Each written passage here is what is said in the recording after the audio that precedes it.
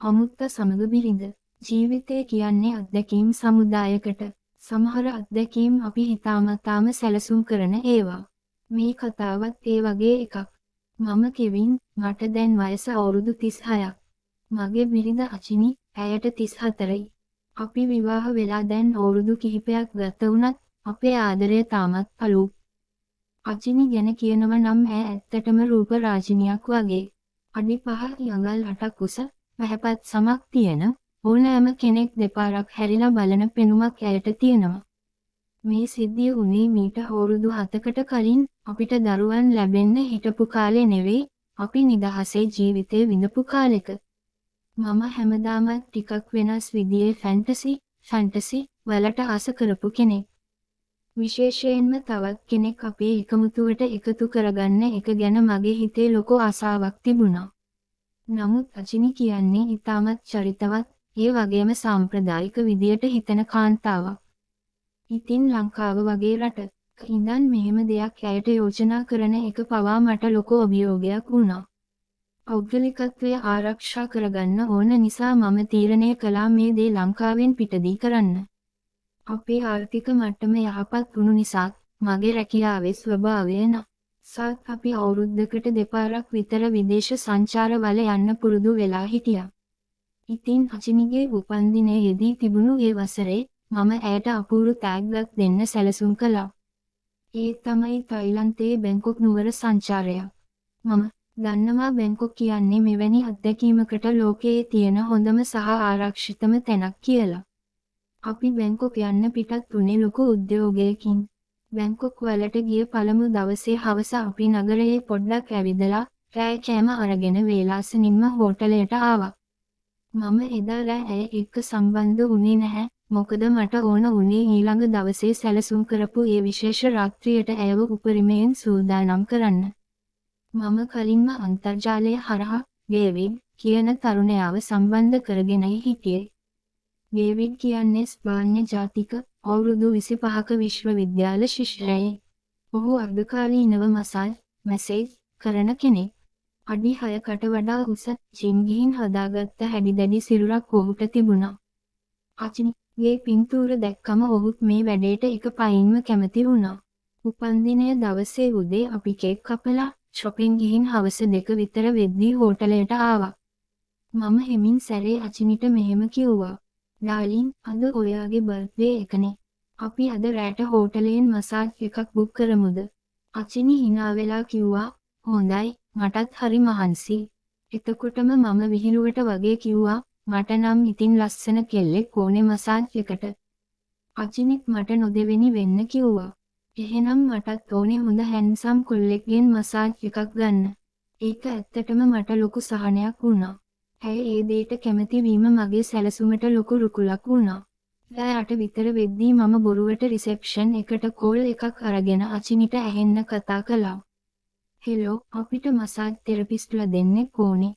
Gender එක ප්‍රශ්නයක් නැහැ, ඉන්න කෙනෙක් එවන්න කියලා මම ෆෝන් එක තිබ්බා. අචිනිට පොඩි බයකුත් ලැජ්ජාවකුත් දැනෙනවා කියලා මට තේරුණා. බබා, ඇත්තටම කොල්ලෙක් ආවොත් මම මොකද කරන්නේ? ඇය ඇහුවා. මම ඇයව සනසලා කිව්වා, බය වෙන්න එපා ඩාලින්, මම ළඟ ඉන්නවනේ. රෑ 9ට විතර දොරට තට්ටු කරන සද්දයක් ඇහුණා. මම දොර ඇරියා. ඉදිරියේ හිටියේ ඩේවිඩ්. ඔහු මම හිතුවටත් වඩා ආකර්ශනීයයි. මම අචිනිට ඔහුව හඳුන්වලා දුන්නා. අචිනිගේ ඇස් උඩ ගියා. ඩේවිඩ්ගේ හැඩි පෙනුම දැකලා ඇය નિરાයාසයෙන්ම වසඟ වුණා කියලා මට තේරුණා. මම ඇයට කිව්වා වොෂ් එකක් දාගෙන ලෑස්ති වෙන්න කියලා. විනාඩි 10කින් විතර අචිනි එළියට ආවේ සුදු පාට ටවල් එකක් විතරක් ඇඳගෙන, කොණ්ඩය උඩට කරලා ගැට ගහගෙන. ඇය එදා වෙනදාටත් වඩා සරාගී පෙනුමකින් යුක්ත වුණා.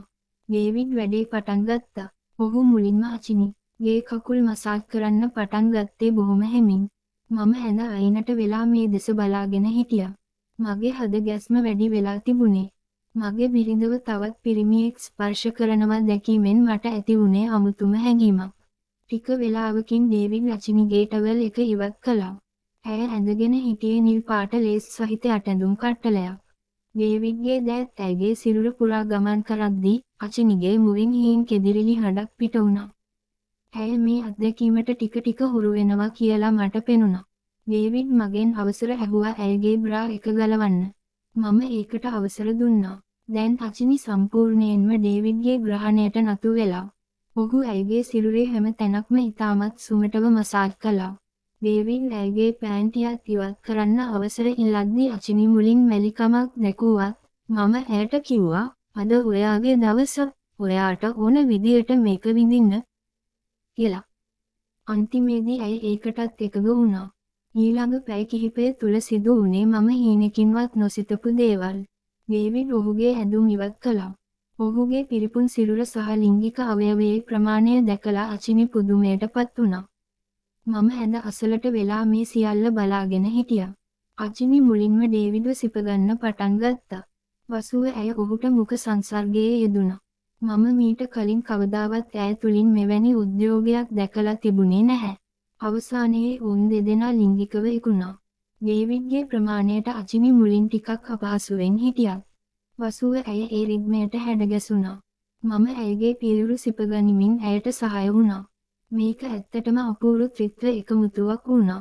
අපි තුන්දෙනාම උපරිම තෘප්තියක් ලැබුවා. ඩේවිඩ් අචිනිගේ මුහුණ සහ සිරුර පුරාම ඔහුගේ ධාතු පිට කළා. අචිනි කිසිදු අප්‍රියාවක් නැතිව ඒ සියල්ල බාරගත්තා. වැඩේ ඉවර වුණාට පස්සේ අපි තුන්දෙනාම එකට වොෂ් එකක් දාගෙන ඇඳට ආවා. මම ඩේවිඩ්ටත් කිව්වා එදා රෑ අපේ කාමරයේම නවතින්න කියලා. අපි තුන්දෙනාම එකම ඇඳේ හාන්සි වුණා. අචිනි මැද, මම දකුණු පැත්තේ, ඩේවිඩ් වම් පැත්තේ. අපි සෑන්ඩ්විච් ටිකක් ඕඩර් කරලා කාලා, කොෆි බොන ගමන් ගොඩක් දේවල් කතා කළා. අචිනි මගේ අත අල්ලාගෙන මෙහෙම කිව්වා. "බබි, ඔයා මට දුන්න හොඳම බර්ත්ඩේ ගිෆ්ට් එක මේක. මම කවදාවත් හිතුවේ නැහැ මට මෙහෙම දෙයක් විඳින්න පුළුවන් වෙයි කියලා." ඩේවිඩ් ඇත්තටම සුපිරි. ඒත් මම හැමදාමත් ආදරේ ඔයාට විතරයි. ඇයගේ ඒ වචන ටික මට ලොකු සතුටක් ගෙනාවා. වසුදා පාන්දර ඩේවිඩ් අපෙන් සමුගෙන යන්න ගියා. ඒ අත්දැකීම අපේ විවාහ ජීවිතයට අලුත් පණක් දුන්නා. අචිනි දැන් වෙනදාට වඩා